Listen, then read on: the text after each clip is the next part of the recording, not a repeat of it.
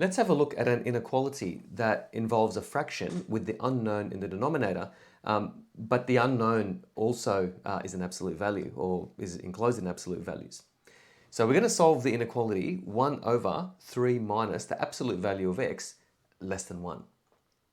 So the first thing we're going to do is let's find the values of x where the fraction is undefined. So that basically a value of x that results in division by 0.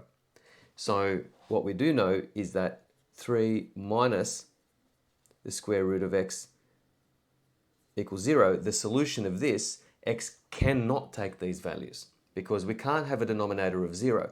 So let's find out whether the denominator is in fact 0. And let's just see what happens there. Let's see what we find. So we've got absolute value of x is equal to 3.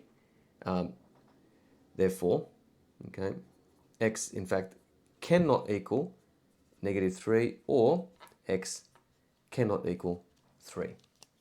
Okay, so if we substitute negative 3 into the denominator here or positive 3 into the denominator here for x, 3 minus 3, well that's 0. You can't have 1 over 0, it's undefined.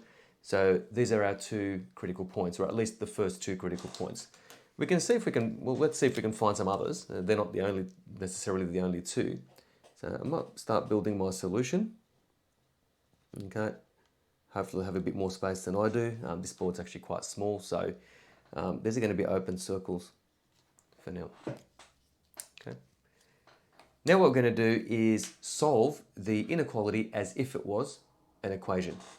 Okay, so now what we're going to do is solve the equation 1 over 3 minus the absolute value of x equals 1 to find any other critical points.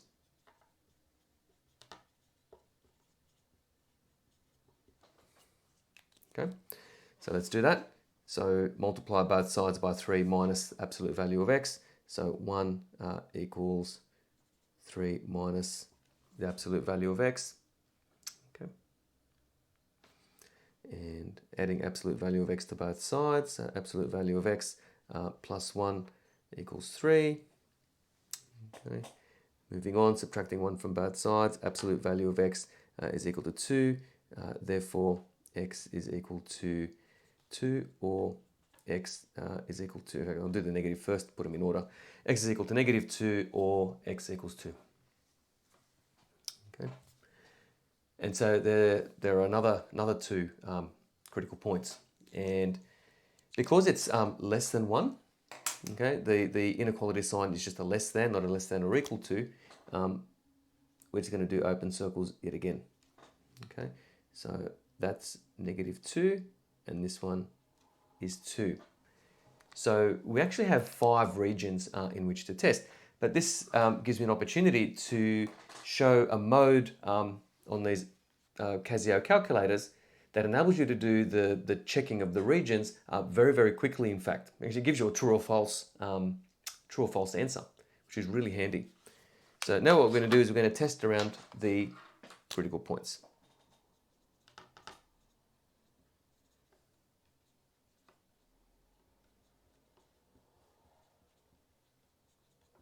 Okay, and we need to just come up with some values. So pick a value here now to the left of negative 3. So that's the first critical point we're going to test around.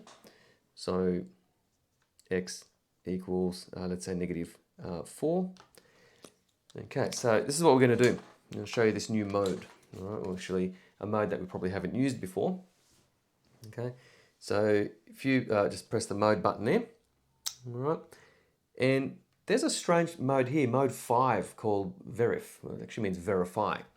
So pressing 5, and you see, you might have seen this on your calculator come up before, and you go, oh, well, what's that for? Wonder what that does. I'll show you. What we're going to do is we're going to type in this inequation there, this inequality, and we're going to substitute in the value of x, the first value of x here, which is negative 4. We're going to substitute that into the inequality. Okay, so let's do that. So 1 over 3 minus absolute value of negative 4. Okay, especially when you're under exam pressure. You don't want to be thinking too much. Okay, so calculator can take some of that pressure away. Now, if you press, sorry, I might have done that a little bit too quickly. I might just get out of there. Shift, and then this verify key here just above the 6.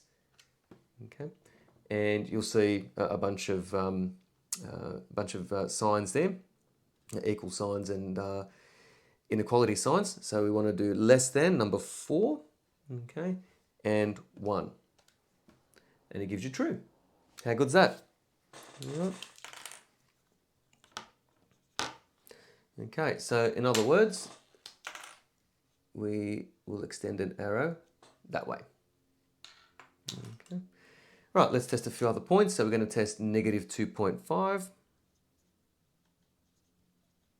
Okay, so if we go back to our inequation, okay, so negative 2.5, and we get false. So we're not going to put anything there. Okay. Okay, let's test between negative 2 and 2, so x equals 0.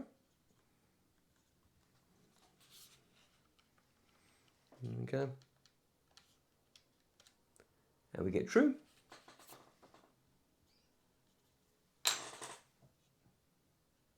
Like so. Let's test now between 2 and 3, so maybe 2.5.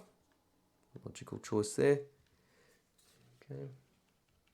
Now, being an absolute value, negative 2.5 and positive 2.5 should give you the same result, and will give you false, as expected. Okay, so nothing drawn between 2 and 3. And we expect there's some symmetry there because of the absolute value. If we put, substitute in, 4, we get true. Okay, so... All right. And we end up with that diagram. So then how do we cut our solution? Okay. So therefore, okay, we could say x is less than negative 3, or x is between negative 2 and 2, or x is greater than 3. Okay. Thanks for watching. Wishing you all the best with your studies.